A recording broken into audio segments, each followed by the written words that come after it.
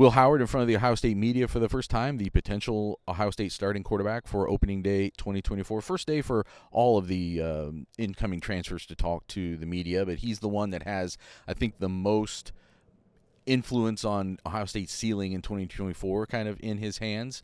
And, a guy who, one of the big reasons why he came here is to further his NFL development.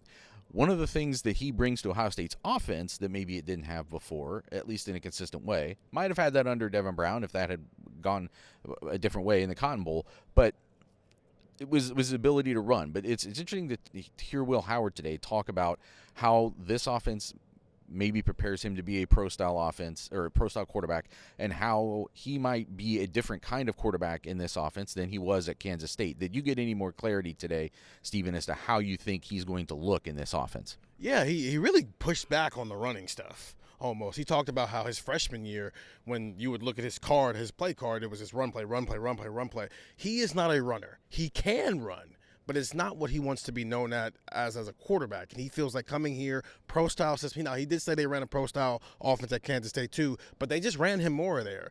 We're not saying he's not going to run at all here, but maybe we need to rethink the calculus of maybe if you're thinking, they're going to have 3 or 4 or 5 design runs in for Will Howard. That might not be the case. It might be more like the C.J. Stroud Georgia game is almost the way you have to. It's almost a shining star here of, we're not designing runs for you, but you have to be able to do it when it's time to do it. And I think that's why he's here, is because he did start off his career being known as a running quarterback, and he feels like he's evolved past that, and coming to Ohio State will more accentuate those qualities more than just his ability to run.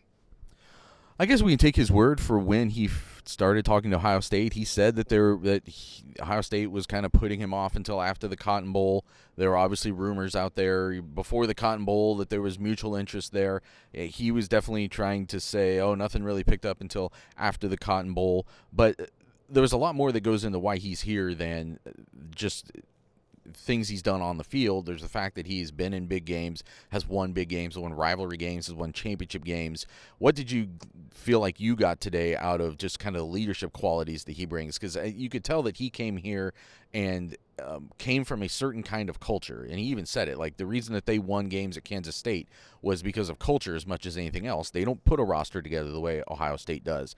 He was, I think, pleasantly surprised, I think those were his exact words, to get to Ohio State and find out that the talent level gets ratcheted up. That doesn't mean you're necessarily trading away positive culture to get that. It's almost a mixture of those two things. And he was listing off people. The first 2 names that came out of his mouth were Carnell Tate and Brandon Ennis. That's interesting to me, even though they're in workouts. He got asked about Jeremiah Smith, calling him a dude. But for his leadership qualities, he said he was quiet when he first got to college football, but he's learned how to be a vocal leader because you have to. He was getting asked, hey, are you ready for the pressures that come with being Ohio State starting quarterback? Yeah, that's why I'm here. I'm here for those reasons.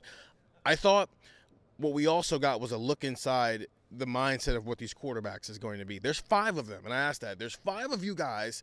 First of all, what's that just like? You've got 5 quarterbacks in the room. Have they talked to you about maybe rep distribution, how this is going to go? He kind of swerved away from that part of it, which wasn't shocking at all, but he did go out of his way to point out that Devin Brown and Lincoln Kienholz, as the guys who have been here, have been more than welcoming for him because he gets it. He's been in this situation where he's been out of school, who brought in an older guy who most people expected to be the starter, and so he knows how that feels, and so he was appreciative of how they've welcomed him in, but also he's been sensitive to that and understanding that this is not all easy for anybody in this room here, while also being pretty complimentary of Aaron Nolan and Julian Sand as well. So we're already seeing it, right? When you're quarterback and you're a transfer, you got to come in and immediately start to show your leadership qualities.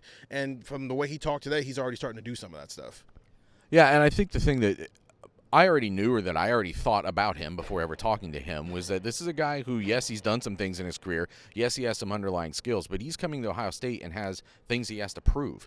And, he said that he got like a 3rd to 6th round grade projection from the NFL draft process, which really means if you're going all the way down to 6, that could mean you don't get drafted at all. But he said that was his second option. If he didn't come to Ohio State, he was probably just going to the Senior Bowl and going to the draft, because I don't think he looked at some of these other programs that he could go to for another year and necessarily thought that they were going to develop him another year towards being a pro quarterback. He came right out and said, hey, I could go someplace where there's more of a air raid offense. He said he talked to Miami, talked to USC, and didn't really think that they would develop him to where he wants to be. So I thought you saw today the right mix of kind of the concept that he has to have, but also kind of the humility of listen, I've got to come here. I've been a quarterback. I've proven myself at this level. The NFL says that's not good enough. I think I'm better than that. I have to come here and prove it, and Bill O'Brien and Ryan Day are the guys who can help him do that, he thinks. A lot more talk about this on Buckeye Talk, wherever you can find podcasts, and get the text 614-350-3315.